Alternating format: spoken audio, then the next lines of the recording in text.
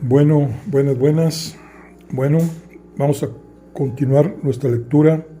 Estamos con el libro de Los Siete Borgia, una historia de ambición, refinamiento y perversidad. Y estamos en el capítulo 3 y vamos a continuar con el capítulo 3 y vamos en la parte de la Farnesina. La Farnesina. Dice: aquella parienta del Papa Borgia, llamada Adriana Milá, que tuvo la tutela de César y Lucrecia, era hija de un valenciano establecido en Roma en tiempos de Calixto III, Pedro de Milá, de una de aquellas familias ilustres de Játiva emparentadas con los Borja. Era nieta de uno de los obispos, o era nieta de una de las obispas, las hermanas de Calixto III, más sobrina de Rodrigo que prima, por tanto. Habitaba con su esposo un soberbio castillo en Monte Giordano, en el que recibió a los niños Borgia, encargándose de darles una educación un tanto estricta. De esta dama se dice que era muy altiva y severa, y ante todo adicta al primo Rodrigo, por quien hubiera hecho cualquier cosa. Y es bien cierto que lo hizo, hasta el punto de convertirse en suegra pontificia y de convertir en liberalidad la rigidez que mostraba para con sus pupilos.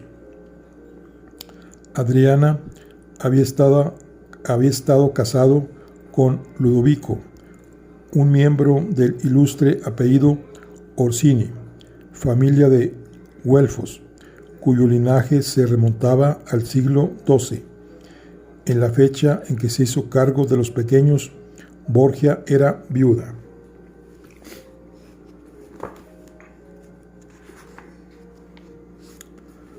Bueno, aquí tenemos una fotografía de el Palacio de los Farnesio en Roma. Los Farnesio fueron una familia de condottieri que alcanzó la fama gracias a la bella Julia, amante del Papa Borgia. El hermano de Julia, Alejandro, fue posteriormente papa con el nombre de Pablo III, y él fue quien inició la construcción del palacio. De esta familia descendió nuestra Isabel de Farnesio, esposa de Felipe V. Bueno, dice, de los Orsini también se contaban historias truculentas, como la de Francisco, que sorprendió a su esposa en el hecho con su amante, un tal Rinaldo, y urdió para ellos un castigo atroz. Mandó matar al amante e hizo atar a la esposa adúltera al cadáver, obligándola a permanecer junto a la carne, otrora amada y ahora putrefacta, durante largo tiempo. Solamente quedaba libre unas horas durante el día para comer pan y beber agua, quedando después sometida a la espantosa tortura hasta que el muerto pudo más que la viva, y la putrefacción le causó la muerte. El final era el de todas las historias de asesinatos de Roma. Ambos cadáveres fueron arrojados al Tíber, lo que es de suponer que sería el motivo de las enfermedades que asolaban Roma durante el verano, y a las que se denominaba genéricamente peste. El hijo de Adriana, Orsino, quien por cierto era visco, o según otros tuerto, pues el maestro de ceremonias del Vaticano lo bautizó con el apodo de Monoculus Osinus. Se casó con una bellísima joven, Julia de Farnesio, de una familia de condottieri, que había llegado a Roma con ánimo de hacer fortuna y que lo logró en gran parte gracias a la bella Julia, como se la conoció en los círculos sociales romanos. Otros la llamaron la Farnesina. Tal era la belleza de la joven Julia que cuando la vio el cardenal Borgia en el palacio de Orsini, con ocasión de una visita a sus hijos, se prendó de ella.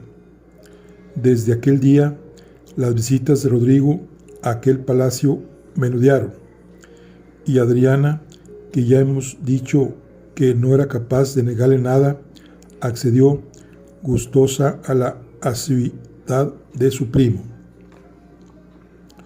No sabemos cómo fue, porque él había cumplido los 59 años y ella apenas 15. Se ha dicho que Rodrigo Borgia tenía excelente presencia, era muy culto y sabía hablar a las mujeres. También sabemos que la familia Farnesio debía haber puesto en Julia sus esperanzas, pero lo cierto es que hubo romance incluso después de que Julia y Orsino se casaran, con gran ceremonial, en el Salón de las Estrellas del Palacio Borgia. Y la familia Farnesio no salió mal parada, porque tan pronto como Rodrigo se convirtió en Alejandro VI, el hermano de Julia, Alejandro se convirtió en el cardenal Farnesio. De él cuentan que, debido a la procedencia de su carga, se le llamó el cardenal faldero o cardenal del Faldellín. Los amores del Papa Borgia con la Farnesina se desarrollaron con toda naturalidad, como eran las cosas en aquellos tiempos. Ni siquiera sus peores enemigos y detractores le acusaron de amancebamiento ni de fornicación, como hubieran hecho en los siglos siguientes, cuando llegó el escándalo de la mano del puritanismo. Ya hemos dicho que la mayoría de los papas tuvo hijos, amantes y algunos incluso relaciones homosexuales, sin que nadie se rasgara las vestiduras.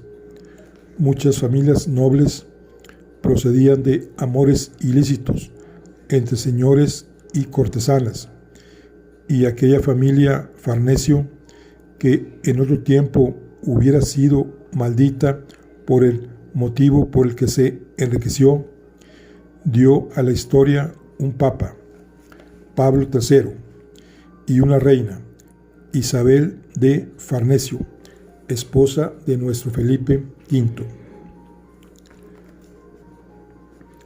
Lola Galán incluye en su libro El Papa Borgia un cruce de cartas entre Julia de Farnesio y Alejandro VI, que muestran claramente el amor que hubo entre ellos. La carta de ella dice, entre otras cosas: sin vuestra santidad, de quien depende toda mi vida y toda mi felicidad, no puedo disfrutar placer ni satisfacción, pues mi corazón está donde está mi tesoro. La respuesta del Papa es también clara: te has de dedicar por completo a la persona que te ama, más que ninguna otra. En cuanto al joven Orsini, esposo oficial de la bella, corrió mejor suerte que Urías, el marido de Betsabé, a quien el rey David envió a la guerra a luchar en vanguardia para que muriera. El Papa se contentó, y él también parece, con enviarle a gobernar un castillo lejano. Pero lo que no se esperaba ni el Papa ni la misma madre del joven Orsino, Adriana Milá, era que éste tuviera arrestos suficientes para enfrentarse al mundo entero, el día que decidió recuperar a su mujer contra viento y marea. Cuando Lucrecia se casó con Juan Galeza Sforza, este marchó a Pésaro, feudo que había recibido del Papa, y llamó desde allí a su esposa. Lucrecia partió para Pésaro, pero no fue sola, sino acompañada de su antigua aya Adriana Milá y de su buena amiga Julia de Farnesio, quien llevó consigo a su pequeña hija Laura, habida con el Papa. Pero no permanecieron mucho tiempo en Pésaro, porque el hermano de Julia, Ángelo, enfermó gravemente a causa de la peste, y ella partió rauda hacia Capodimonte, sin contar con nadie y sin pedir permiso a nadie. El Papa se enojó cuando lo supo, pero no porque la fenecina se hubiera ido a cuidar a su hermano, sino porque el motivo real que la retenía en Capodimonte era que su marido, Orsino Orsini, la reclamaba, y lo hacía so pena de organizar un gran escándalo, aunque perdiese todas las prebendas que tenía en su poder. Aquello resultó insufrible para su santo amante, quien se apresuró a escribir duras palabras a Adriana Milá, a Orsini y a todo el mundo que pudiera devolverle a su Julia. Lo consiguió, como era esperar, pero no sin su pizca de aventura, porque cuando Julia y Adriana volvían a Roma, tuvieron la desgracia de tropezar con una tropa de soldados franceses, de los que invadieron Italia en las campañas de la fornicación, al mando de Carlos VIII. Finalmente todo quedó en un susto y en el pago de un rescate que el Papa pagó gustoso para recuperarla. Cuando la tuvo a buen recaudo en Roma, no hubo para ella más que palabras dulces, fiestas de bienvenidas y regalos. Hay autores que aseguran que este fue el motivo por el que los Orsini se pasaron al bando contrario, es decir, al de los franceses. Mucho amó el Papa a Julia de Farnesio, y mucho debió de sufrir cuando ella se marchó voluntariamente para reunirse con su marido. Pero los amores no son eternos, porque también sabemos que hacia el año de 1500 se hablaba en Roma de Julia como de la antigua favorita del Papa, lo que indica que la pasión había concluido, si bien hay que tener en cuenta que en aquella fecha el pontífice era ya un anciano de casi 70 años, edad bien avanzada para la época. Es posible, por tanto, que finalizados los ardores de la pasión hubieran sido reemplazados por el afecto paternal, porque no consta que las relaciones entre ambos se rompieran con estrépito, sino que se mantuvo algún tipo de amistad. Lo cierto es que en aquella época la fenecina debió de regresar junto a su marido, aquella vez para siempre, porque su nombre ya no aparece en el séquito de Lucrecia Borgia en el año 1500.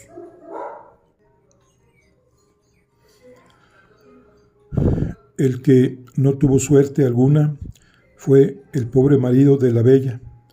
Primero hubo de tolerar la presencia imponente del rival sacrosanto. Después, cuando consiguió recuperar a su mujer, fue únicamente por un corto tiempo, pues ya vimos cómo el Papa insistió hasta hacerla regresar a Roma. Y finalmente, cuando ya el pontífice decidió probablemente dejarla regresar junto a su esposo hacia 1500, este tampoco pudo disfrutar de ella largo tiempo, pues falleció súbitamente al caerle encima un granero que se derrumbó mientras él dormía con toda placidez, ignorante de su desdichado, sino la bella Julia regresaría a Roma más bella y vistosa que nunca y despertando más entusiasmo del que jamás despertara, pero sola, viuda de Orsini.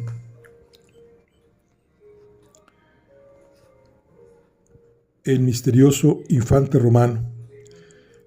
En una época en la que todos los amoríos, adulterios, sacrilegios y amancebamientos estaban permitidos o al menos tolerados por la sociedad, llama mucho más la atención el asunto del infante romano, un tal Juan, nacido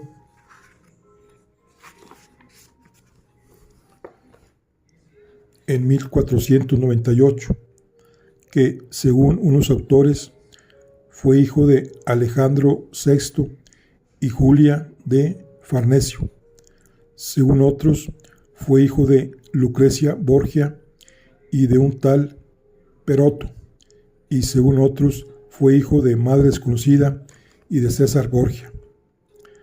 Es de notar la abundancia de hijos de madre desconocida que nacían entonces sin que se produjeran los escándalos que tuvieron lugar posteriormente con motivo de los hijos de padres desconocidos.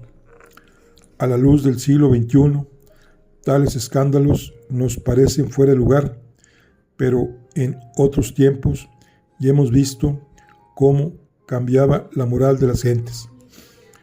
En la época que tratamos, lo que importaba era el padre, que era quien había de dar un nombre a la criatura.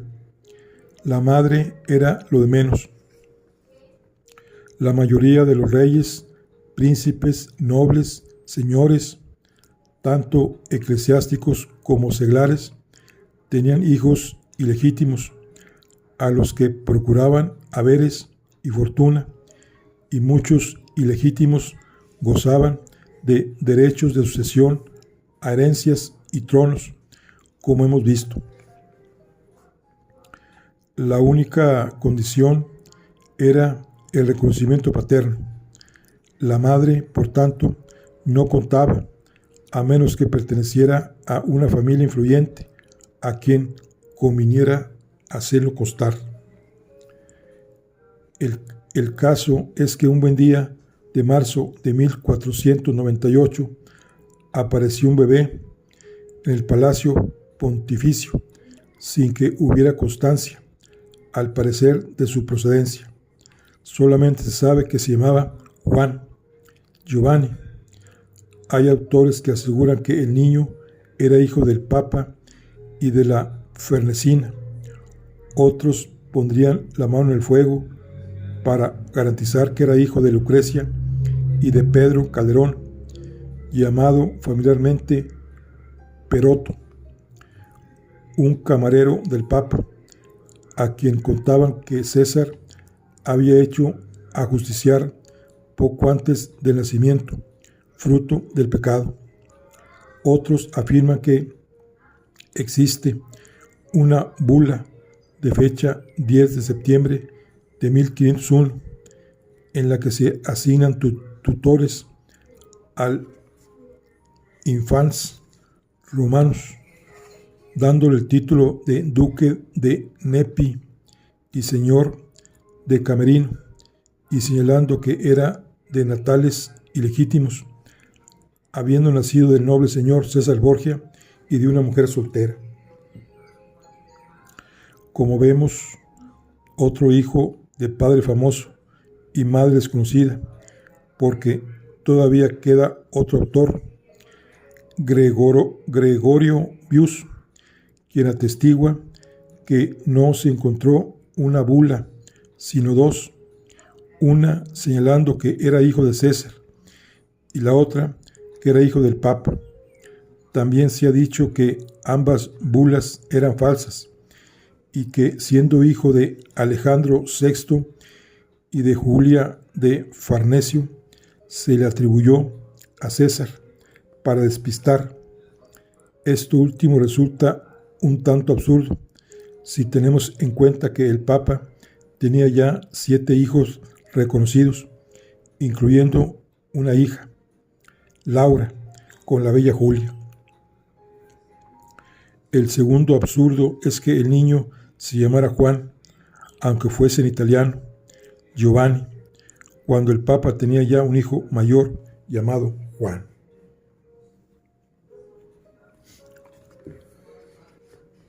Tampoco es posible que fuera hijo de Lucrecia, porque ésta, después de 4 años de matrimonio con Juan Galeazzo Sforza, fue examinada por un tribunal eclesiástico que la declaró virgen en un proceso por el que se llegó a anular su matrimonio. Esto sucedió en diciembre de 1497 y el infante romano apareció en marzo de 1948. No hubo pues tiempo material, aunque la gente por hablar dijo que había dado a luz a un niño durante su reclusión en el convento de San Sixto, que es precisamente el lugar en el que la examinó el tribunal que la declaró virgen, como veremos más adelante. Otro punto importante es que, aparte de que Lucrecia llamase siempre hermano al niño y que él la llamase hermana, cuando se casó con el duque de Ferrara, llevó consigo a este niño. El duque no le permitió que llevase a su verdadero hijo, y sí al infante romano, lo que indica que no era hijo suyo. Si no le permitió llevar a su hijo legítimo, menos aún le hubiera permitido llevar a un hijo natural. Puesto que existe un documento de legitimación del niño como hijo de César y de una mujer soltera, es más fácil creer que la madre perteneciese a alguna familia de alcurnia, incluso que fuera una mujer casada y que se quisiera silenciar su nombre. Lo demás son especulaciones morbosas. Lucrecia, la hija mimada.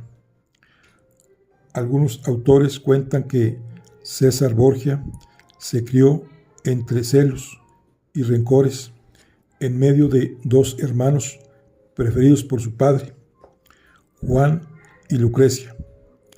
Juan recibió el título de duque de Gandía de su hermano mayor muerto, Pedro Luis, así como el compromiso matrimonial con la prima del rey Fernando de Aragón, doña María Enríquez, y lo recibió precisamente en España, a donde había sido enviado para acompañar a su hermano mayor, mientras que César y Lucrecia quedaban bajo la tutela de Adriana de Milá.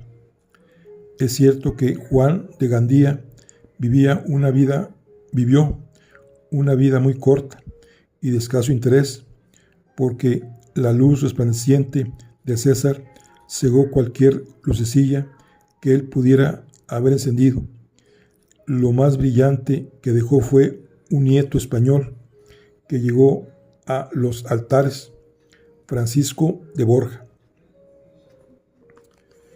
Mientras que Juan heredaba a su hermano mayor, César fue destinado a la carrera eclesiástica, como solían hacer los segundones de las familias acomodadas, pero no tenía motivos para sentir celos, porque Juan recibió el título de duque de Gandía a la muerte de Pedro Luis en 1488, cuando él tenía 9 años.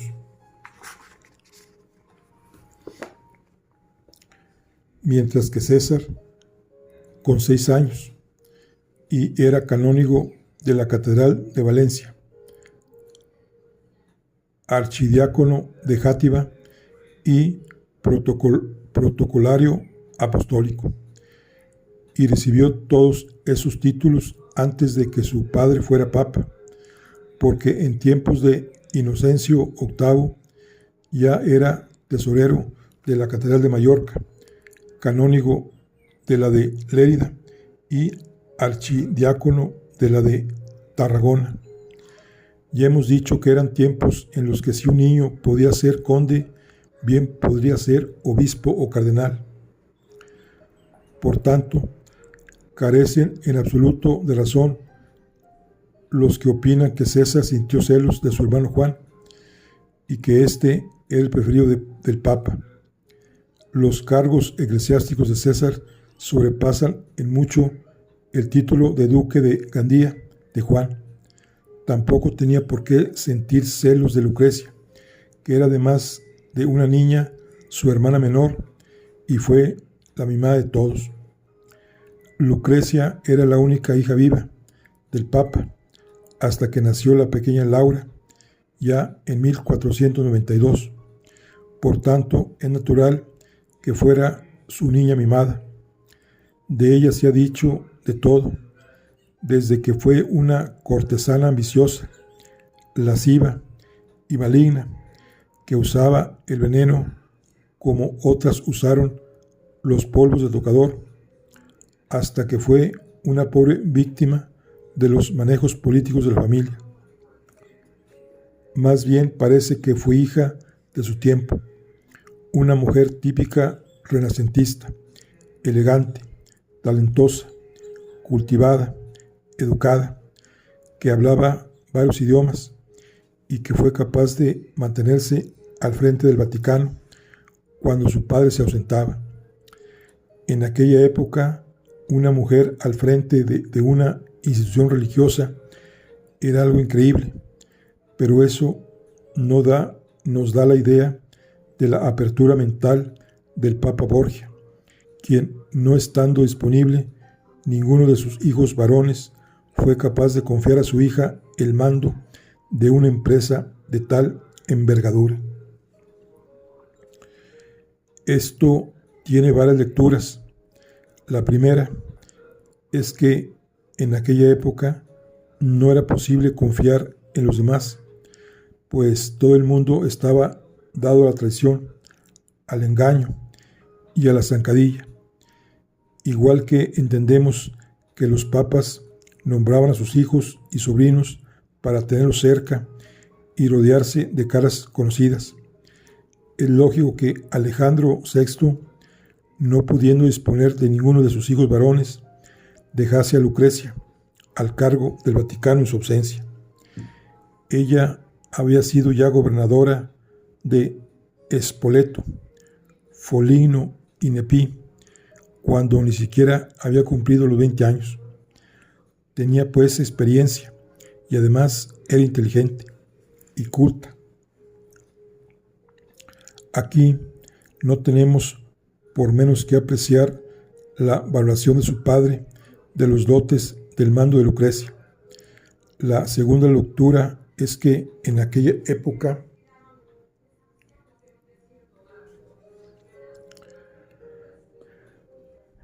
Lucrecia era ya viuda de su segundo marido y el Papa estaba negociando con el duque de Ferrara para casarla con su heredero. Si las gentes le habían imputado fama de superficial y disoluta, aquella era una buena ocasión para demostrar que sabía administrar incluso la Santa Sede.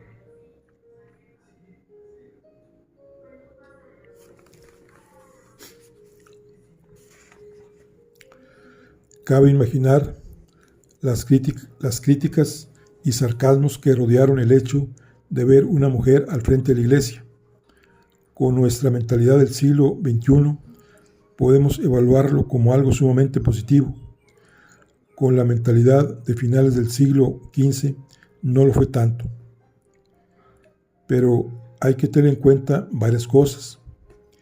En primer lugar, pudo resultar escandaloso que una mujer dirigiera la Santa Sede si realmente la sede hubiera sido santa y como se había de gobernar hubiera sido conforme a los preceptos evangélicos, según los cuales recordemos que no existían sedes ni gobiernos, pero hemos visto claramente que no era así. El gobierno de la Iglesia era, como ya hemos dicho, el gobierno de un Estado con una monarquía electiva y con electores tan proclives a la rebelión como lo eran los del imperio. En segundo lugar, si echamos un vistazo a la historia anterior de la Iglesia, podemos encontrar varias princesas convocando y presidiendo concilios, nombrando y disponiendo papas e incluso proclamando dogmas de fe. Así fue al menos entre los siglos 5 y 10, puesto que el emperador fue el sumo pontífice de la Iglesia hasta el siglo XI. También lo fueron las emperatrices cuando les tocó gobernar, y puesto que la elección de papas y obispos correspondía al monarca, también correspondió a la reina cuando le tocó reinar. En todo caso, esto nos da una idea de la alta estima en la que el Papa Borgia tenía a su hija, y en cuanto a que fuese víctima de la familia, en primer lugar, ella era una princesa pontificia, y como todas las princesas y damas nobles, debía estar a disposición de los intereses familiares. No eran tiempos precisamente de los que la gente noble se casara por amor, menos aún los príncipes y mucho menos las princesas. Y tenemos un clarísimo ejemplo en las hijas de los reyes católicos. El matrimonio por amor fue un invento del siglo XVIII. Hasta entonces, todos los matrimonios se concertaban en función de algún interés. En segundo lugar, Lucrecia tuvo siempre muy presente su posición, a un mismo tiempo elevada y delicada. Las posesiones que los papas pudieran dar a sus vástagos y familiares no eran en propiedad, sino en usufructo, y revertían a la Iglesia a su muerte. Es decir, todo lo que podía dar un papa tenía que darlo en vida. No eran beneficios hereditarios. Por tanto, una mujer como Lucrecia tenía que casarse con un hombre rico, fuerte y noble, que asegurara su posición y la de sus hijos, incluso después de la muerte de su padre, pues ya hemos visto lo que venía a continuación. Ahí no había apellido ni familia ilustre que mantuviera los haberes del hijo de un papa una vez desaparecido este. Aquí tenemos una fotografía, un cuadro, dice retrato que se dice de Lucrecia Borgia. En las estancias, Borgia aparece un cuadro que representa Santa Catalina de Siena. Muchos autores aseguran que se trata de un retrato de Lucrecia Borgia, pero otros apuntan la posibilidad de que fuera un retrato de Julia de Farnesio, quien en una carta al Papa le decía que solamente pensaba en demostrarle que era una Santa Catalina de Siena. Ahora vamos a ver un polvorín llamado Sancha. El más pequeño de los hijos de Rodrigo Borgia tuvo con Vanosa fue Jofré, un nombre típico de Valencia y que se podría traducir por Godofredo. A pesar de lo mal que recibió el rey Ferrante de Nápoles la noticia de la elección del Papa Borgia, cambió de parecer cuando lo creyó conveniente para aliarse con el papado en lugar de ponerse enfrente. Al fin y al cabo, el Papa era un monarca poderoso y siempre era mejor ser su amigo que su enemigo. Recordemos que Ferrante era el hijo bastardo de Alfonso V, el Magnánimo, y que el anterior Papa, Borgia, Calixto III, se había negado a reconocerle, aunque luego lo hizo Eugenio IV.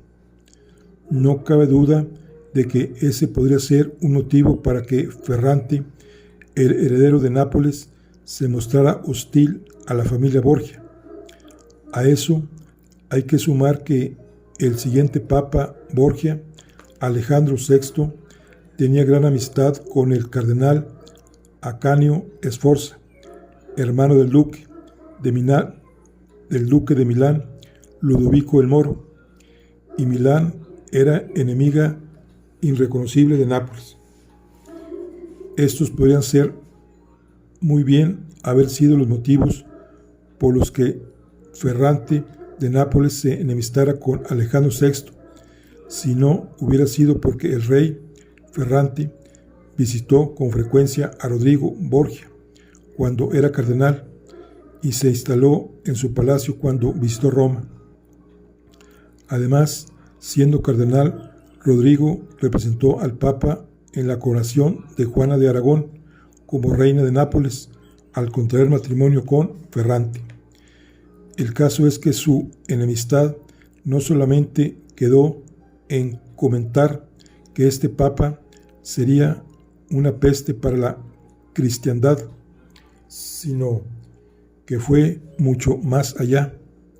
A los pocos meses de ser elegido Papa, Alejandro VI, Ferrante se atrevió a escribir a los reyes católicos, que aún no se llamaban así, pero les daremos ese nombre para entendernos, expresando su disconformidad con la elección pontificia y desgranando todo un rosario de faltas y defectos que en su opinión invalidaban al electo para ejercer la función de Papa. La carta de Ferrante a los reyes católicos decía que Alejandro VI llevaba una vida tan depravada que se había ganado el aborrecimiento de todos y que lo único que le interesaba era encumbrar a sus hijos. A esto añadía que había en Roma más soldados que sacerdotes y que solo pensaba en la guerra y en la ruina de Nápoles. El motivo de escribir a los reyes católicos es que Fernando era rey de Aragón y que Nápoles pertenecía a la corona de Aragón. Por tanto, estaba acusando al Papa de querer la ruina de Nápoles y de Aragón. De hecho, la carta dice, nuestra ruina. Para rematar la acusación, Ferrante señalaba que el Papa quería ofrecer el reino de Nápoles al duque francés de Lorena y que sería capaz de llamar al mismísimo turco para que les atacase por el sur. Aquella filípica hubiera podido producir un desastre internacional de no haber sido por la falta de oportunidad y por la carencia de sentido político de Ferrante. Cuando un político quiere atraer sobre otro las iras de un tercero poderoso, lo primero que debe hacer es asesorarse sobre las relaciones que ese tercero mantiene con su enemigo. Y aquí fue donde Ferrante erró. No supo y no fue capaz de averiguar a tiempo que en aquellos precisos momentos los reyes católicos estaban a partir un piñón con el Papa Borgia, porque se estaba repartiendo el mundo con su ayuda. En aquellos días se estaba discutiendo un importantísimo tratado, por lo que el Papa dividía el mundo conocido y el mundo por conocer entre los dos reinos que se dedicaban a descubrirlo, que eran Castilla y Portugal. un tratado que se firmaría en Tordesillas entre ambos países y del que hablaremos en el siguiente capítulo. La carta de Ferrante, fechada el 7 de junio de 1493, es el primer libelo antiborgiano que se conoce. Después vendrían otros muchos. Puede que a Ferrante le cegara la rabia cuando se dirigió tan inoportunamente a los reyes católicos para tratar de eliminar a Alejandro VI de la silla de San Pedro, y debía de cogerle porque el Papa se había opuesto recientemente a sus pretensiones. Lo que quería Ferrante era más o menos ser dueño de toda Italia a base de alianzas. En primer lugar, quería casarse con la hija natural del rey, Ladislao el Póstumo, aquel rey de Hungría que vimos en el primer capítulo ofreciendo Belgrado a los alemanes y que tales disgustos dio a Calixto III. Su empeño no tenía nada de romántico, sino que Hungría ejercía cierto control sobre Florencia, Milán y Venecia.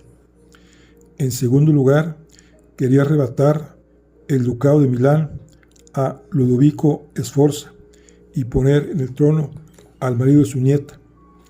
Al fin y al cabo, Ludovico Sforza era un usurpador que mantenía a buen recaudo a su sobrino Galeazzo, verdadero señor de Milán.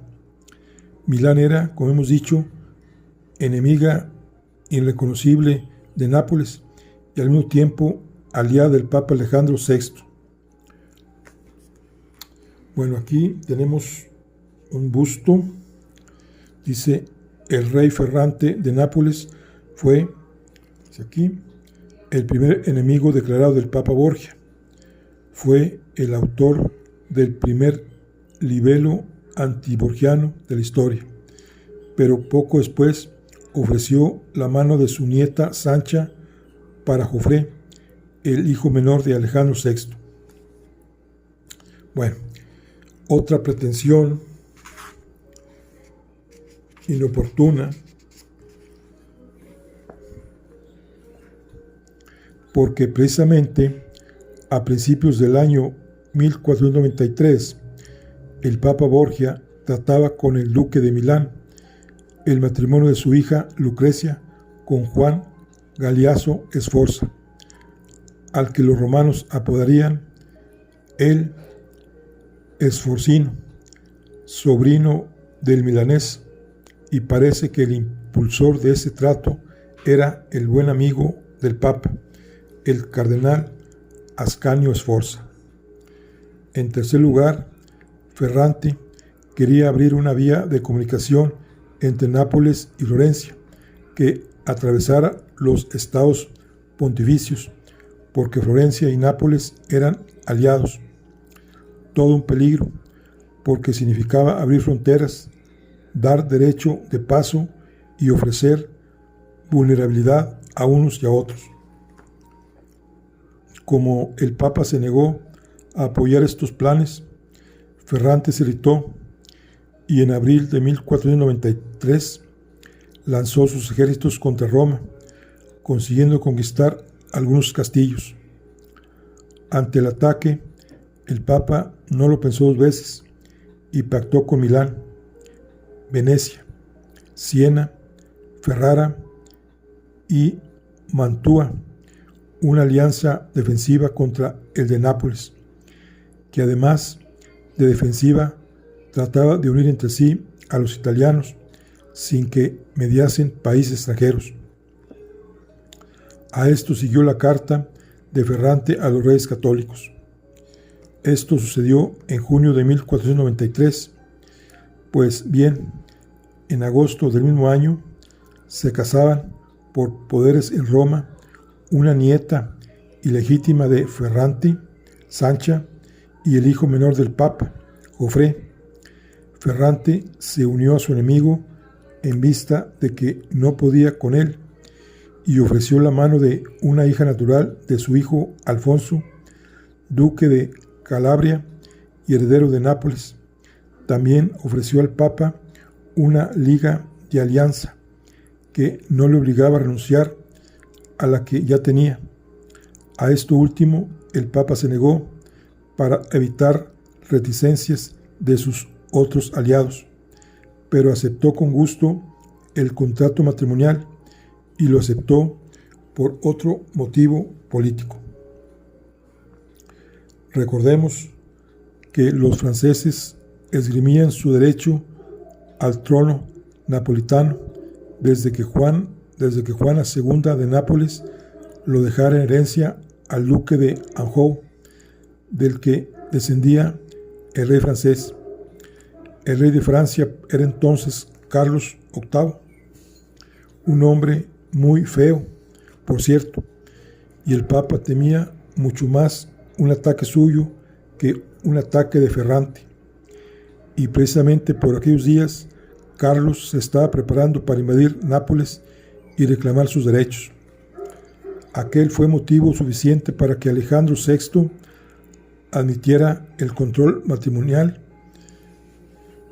entre Joffre y Sancha.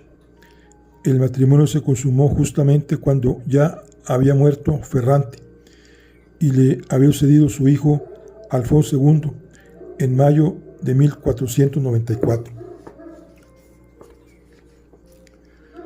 Lo que no sabía el Papa era que había traído a Roma todo un polvorín con faldas, y no porque Sancha fuese mala, sino todo lo contrario, sino porque era una morena bella, ardiente y sensual, que había cumplido los 15 años, a la que casaban con un mozalbete de 12 años, que no podría calmar sus ansias de vida, de gozo y de amor.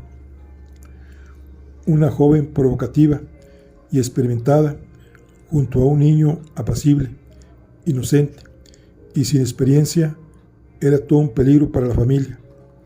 Aún así, dicen que el camarero del Papa, Juan Marrades, que vistió a la pareja en su alcoba la noche de bodas, algo por cierto muy común en aquellos tiempos, aunque ahora nos parezca inoportuno y embarazoso, se apercibió de que el príncipe estaba muy bien preparado para la batalla.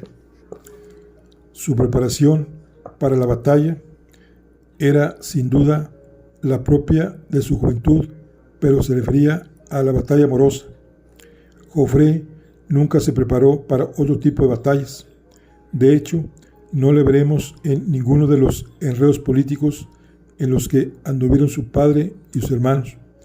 Solamente se hizo cargo en alguna ocasión de la defensa de la familia y de los estados pontificios cuando Juan había muerto y César estaba lejos o enfermo. Él fue quien ordenó, con muy buen sentido, por cierto, sacar los cañones de San Ángelo a la muerte de su padre, el Papa. Pero aparte de estas acciones obligadas, Joffre se mantuvo al margen de la política y cuando murió, su padre se retiró a Nápoles, donde el rey de España le confirmó sus posesiones. Ahí vivió tranquilo hasta 1517. Incluso sobrevivió a su esposa, de la que no tuvo hijos, y cuando quedó viudo se casó con María de Milá, con la que tuvo 4 hijos y 3 hijas. Vivió pues una vida burguesa tranquila y sin más sobresaltos que los que le procuró su turbulenta familia. Al casarse con Sancha, heredó el título de príncipe de Esquilache, que heredaría su hijo mayor, el que tuvo con su segunda esposa. Esta vida nada tuvo que ver con la de Sancha. Ella era vital, alborotadora y traviesa, y como hizo muy buenas migas con su cuñada Lucrecia, que era, según dicen, alegre y dócil, supo arrastrarla a sus diversiones, coqueteos y placeres. Cuando a la muerte del Papa, Joffre y ella se retiraron a Nápoles, ella no siguió a su marido en su vida plácida y burguesa, sino que fue amante de Próspero Colonna y después del gran capitán, que era por entonces virrey de Nápoles. Sin embargo, no descuidó a sobrinos, de los que se hizo cargo cuando Lucrecia partió para Ferrara y César para España.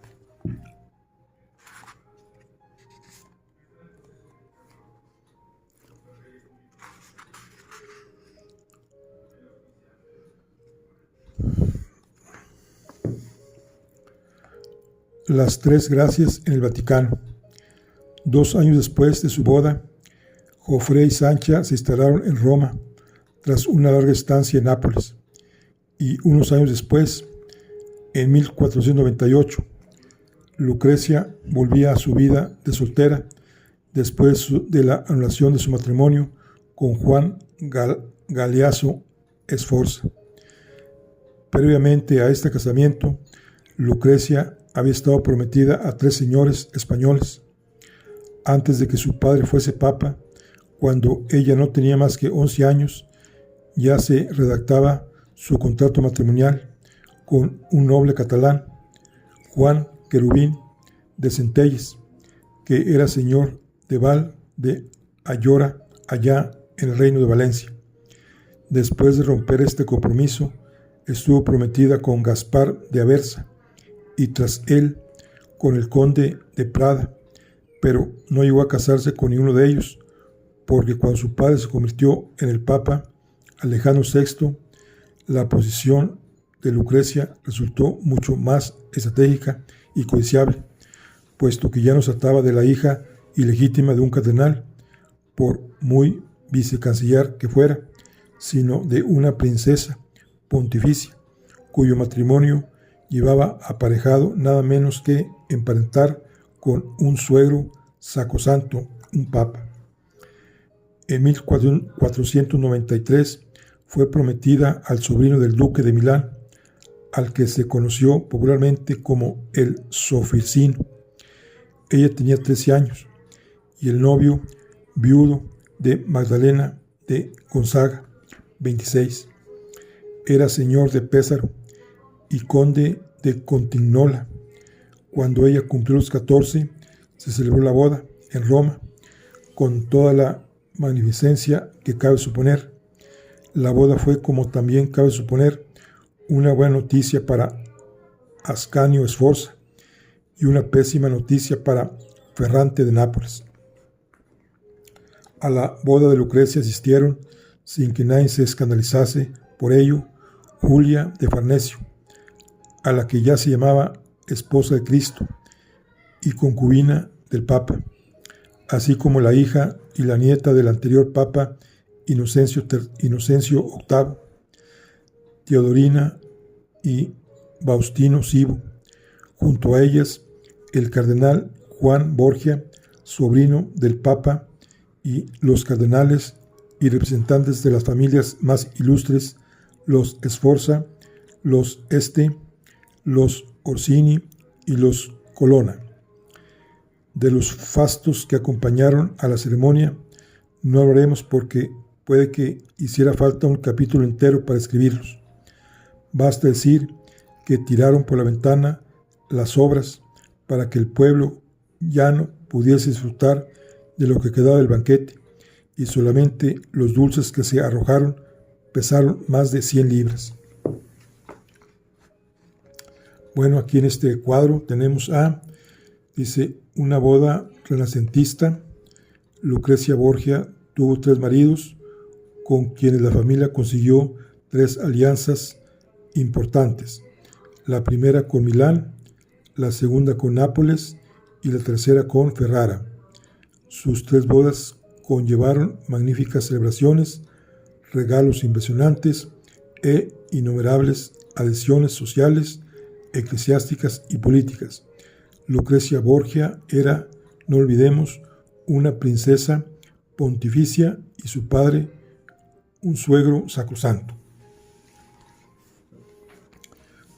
Tras la boda, la pareja se instaló en Roma, en el Palacio de Santa María in Pórtico, pero no debían entenderse muy bien, a pesar de que él era un gallardo caballero y ella una hermosa joven sin problemas aparentes, porque sabemos que en 1496, cuando los franceses habían invadido Nápoles, Alejandro VI envió a su yerno a colaborar en el compromiso de la Liga Santa que había creado para liberar la ciudad.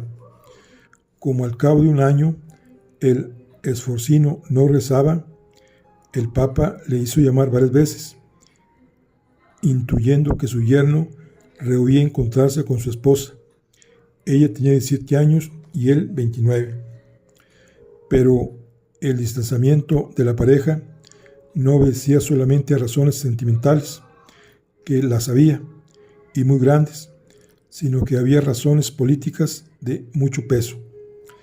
Precisamente, se sospechaba que los franceses habían invadido Nápoles por el llamamiento de Ludovico Sforza, como vimos en el capítulo 2, y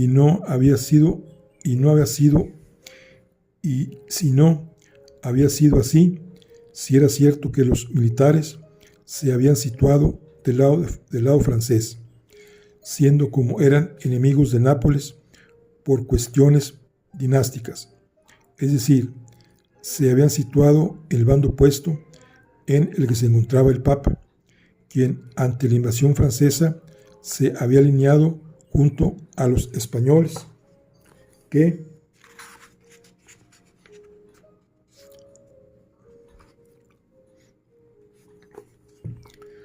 defendía Nápoles de Carlos VIII.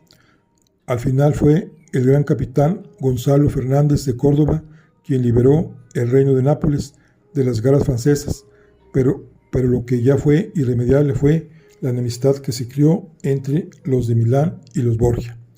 Así pues, por mucho que el Papa llamara a su yerno a Roma, él se quedó en Pésaro y reclamó desde él su mujer. En mayo de 1497, sabemos que Alejandro VI propuso a Sforzino iniciar negociaciones para anular su matrimonio. El motivo alegado era uno de los pocos que entonces admitía la Iglesia. Ahora admite mucho más para anular el matrimonio, y era que no había llegado a consumarse. Juan Galeazzo se resistió a aceptar esas negociaciones, y el porqué es muy comprensible.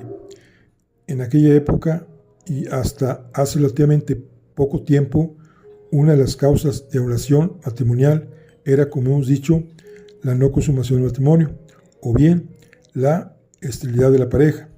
Si no había hijos, el marido podía impugnar el divorcio con el fin de casarse con otra mujer que los pudiera tener, porque entonces se entendía que la única responsable de la fecundidad era la mujer.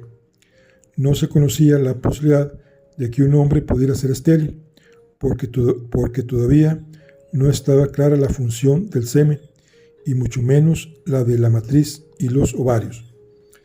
La única posibilidad que había de demostrar que la esposa no era estéril, sino que el matrimonio era infecundo a causa del marido, era demostrando que no se había consumado porque él era impotente. Y tal demostración de la impotencia era algo sumamente humillante para el marido, quien había de someterse a un tribunal de eclesiásticos y médicos, y ante ellos demostrar que era capaz de copular con una prostituta, o si lo prefería, consumar el matrimonio con su mujer.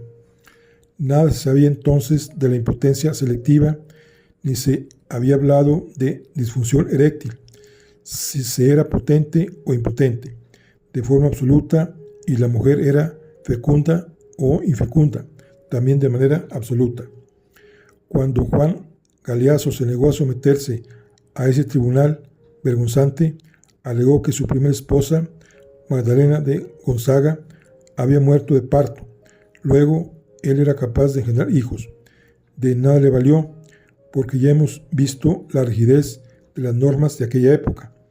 El tribunal consideró que el hecho de que hubiera tenido un hijo no demostraba que estuviera capacitado, porque no se podía comprobar si era hijo suyo, una humillación a añadir a la otra. Lucrecia había escrito una declaración jurada en la que el matrimonio no se había consumado, y ella misma tuvo que someterse, como señalamos anteriormente, a un tribunal eclesiástico a cargo de las monjas del convento de San Sixto, quienes tras un minucioso examen físico la declararon Virgo incorrupto.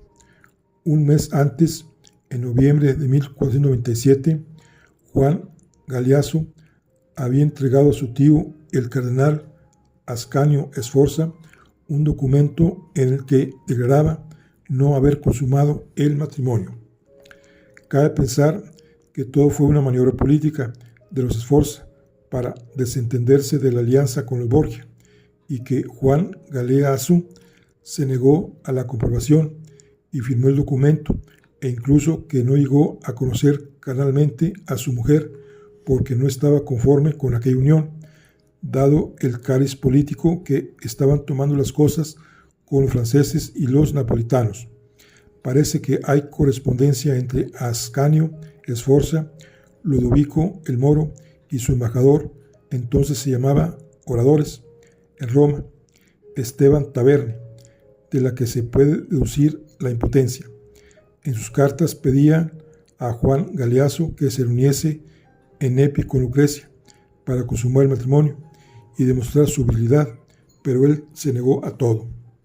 Por eso, desde el 19 de diciembre de 1497, Lucrecia Borgia era de nuevo soltera, y como soltera y libre volvió a vivir en Roma, en su palacio de Santa María, in Pórtico, junto con su aya Adriana Milá, con su amiga y dama de honor Julia de Farnesio, y con la pequeña Laura, hija de esta y del Papa. La amistad entre Lucrecia y Julia se enriqueció con la de Sancha.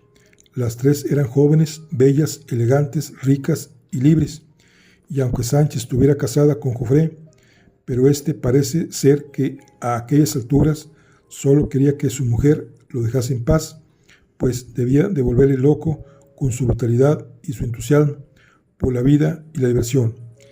Las tres formaron un grupo amable, divertido, encantador, que atraía las miradas y los galanteos de todos los hombres de la época, y debían de formar un bello conjunto, contrarrestando la belleza de cada una con la de las otras.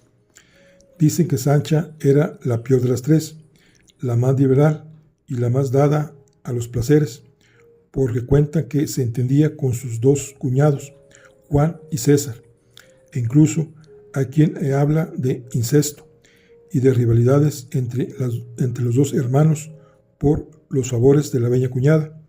También se dice que ella hacía impúdica ostentación de estas relaciones incestuosas y que su marido se escondía para no tenerse que enfrentarse a las situaciones en las que ella le colocaba.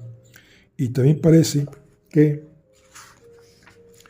el Sforzino, humillado e irritado por la historia que había vivido con Lucrecia, se dedicó a propagar rumores de incesto, pero no señalando a Sancha, sino a Lucrecia, de la que se llegó a decir que se acostaba con sus hermanos. Cuando decimos parece o se dice, es que no tenemos el convencimiento de que las cosas se produjeran de esa forma. Posteriormente hablaremos de la leyenda negra de los Borgia y de los muchos documentos y habladurías de los que se basó. Lo mismo pudo suceder con Sancha de Aragón. Puede que únicamente fuera una mujer ardiente y vital que se encontró con un marido tranquilo y pacífico, un temperamento sanguíneo frente a otro flamático. En tales casos, los excesos del primero son más relevantes en contraste con la pasividad del segundo y viceversa. También puede ser que todo esto sea verdad y que Sancha fuera la sirena que han pintado algunos autores, como Blasco Ibáñez, a la que su suegro, el Papa, tuvo que recluir en San Ángelo para evitar que la gente continuara con sus habladurías. Esto es lo que también se ha comentado, pero también sabemos que el Papa Borgia tuvo un carácter más liberal, que se rió de las maledicencias y de los cotilleos, y que permitió libertad total de expresión en sus dominios. Lo más probable es que ni Sancha fuera tan impúdica como cuentan, ni el suegro sagrado tuviera que encerrarla en San Ángelo. Lo que sí es cierto es que Sancha tuvo un carácter que incluso en una época desenfrenada como aquella debió de llamar la atención. Después de su boda fue a vivir a Nápoles, como dijimos, y ahí habitó un palacio junto a Castel Nuovo, en torno al cual se formó una corte que rodeaba día, noche la vida de los jóvenes príncipes de Esquilache, junto a los hombres de cámara, compañeros, pajes, mayordomos, camareros, maestrasala y secretario de Jufré. Parecía brillar con la propia luz los componentes del séquito de Sancha, damas bellas y alegres, doncellas, mujeres de faena, un paje, lacayos, y para dar un aire exótico y llamativo a su entorno, 2 esclavas negras y un gentil hombre cuya función era acompañar a la señora. Y cómo llamar la atención le costó a la luciérnaga el escupitajo del sapo. Pronto empezaron a llegar al Papa escritos acusando a su nuera de libertina y de los pecados más fáciles de señalar. Decían que recibía a hombres en sus aposentos y que las damas de su séquito eran todo lo contrario, a un modelo de virtud. El Papa, que tenía muchas cosas importantes en las que pensar en aquellos días y de quien ya dijimos que era bastante liberal, no debió de prestar demasiada atención a tales acusaciones, pero para evitar malos entendidos, escribió a sus hijos pidiéndoles que regresaran a Roma.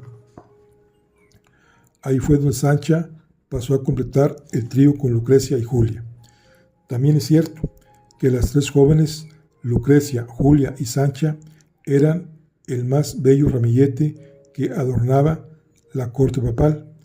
Hay que imaginarlas recorriendo dichosos los pasillos, entrando en los salones con bullicio y algazara, riéndose de cualquiera y de cualquier cosa, aromatizando el aire con sus perfumes y embelleciendo los rincones con su vestuario y sus tocados, cuando se reunían a cuchillar.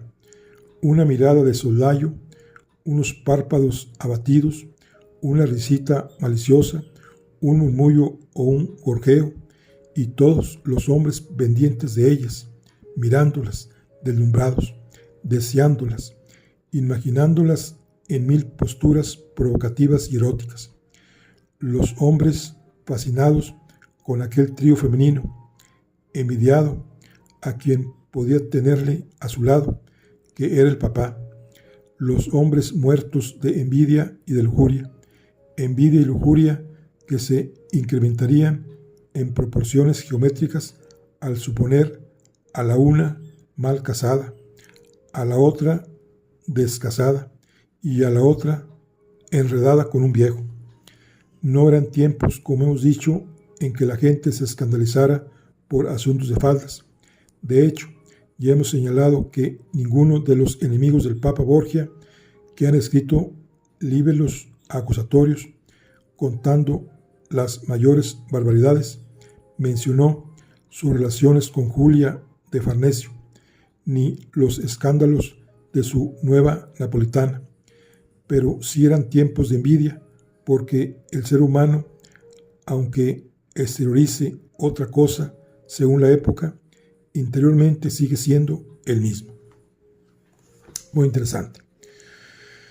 Bueno, aquí concluimos lo que es el capítulo 4, el capítulo 3, que se trató de la corte femenina. Bien, bueno, aquí concluimos nuestra lectura del día de hoy. Nos vemos en la siguiente club de lectura. Nos vemos en la siguiente con el capítulo 4, que se llama El Testamento de Adán.